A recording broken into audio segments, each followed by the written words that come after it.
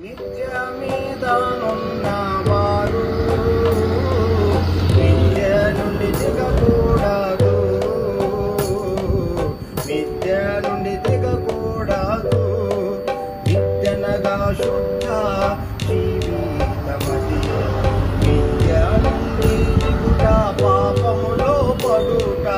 శుద్ధ హృదయమున్న శ్రద్ధ కలిగున్న ముద్దుగా యేసు గద్దెలపై మనలన్ పెద్దల బలి సింహాసనమెక్కించు గాన.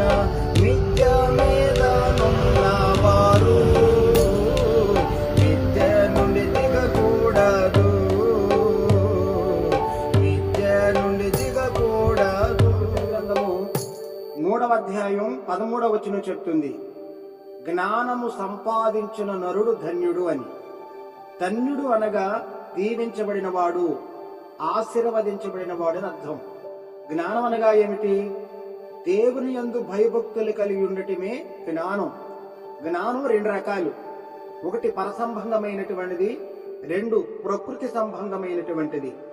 పరసంబంధమైనటువంటి జ్ఞానం దేవునికి ఎంత అవసరం. జ్ఞానం వలన మొదటి ప్రయోజనం జ్ఞానము ఘనతనిస్తుంది, 2వ ప్రయోజనం జ్ఞానము రక్షిస్తుంది, 3వ ప్రయోజనం జ్ఞానం కాపాడుతుంది. ఘనతనిచ్చే శ్రేష్టమైన జ్ఞానం, రక్షించే శ్రేష్టమైన జ్ఞానం, కాపాడే శ్రేష్టమైన జ్ఞానం సంపాదించుకోవటం మనుష్యులందరికీ చాలా చాలా అవసరము. యెహోవాయే జ్ఞానమిచ్చేవాడు. జ్ఞానం పొదువుగా ఉంటే యేసయ్యను అడగండి, జ్ఞానం పొందండి. దేవుని కృప మీ అందరికీ తోడుగా ఉండునుగాక. ఆమేన్, ఆమేన్, ఆమేన్. ప్రేమాభివందనములతో మీ సహోదరుడు పాస్టర్ డిడి గారు, న్యూ విజన్ ఇన్స్టిట్యూట్, గుంటూరు.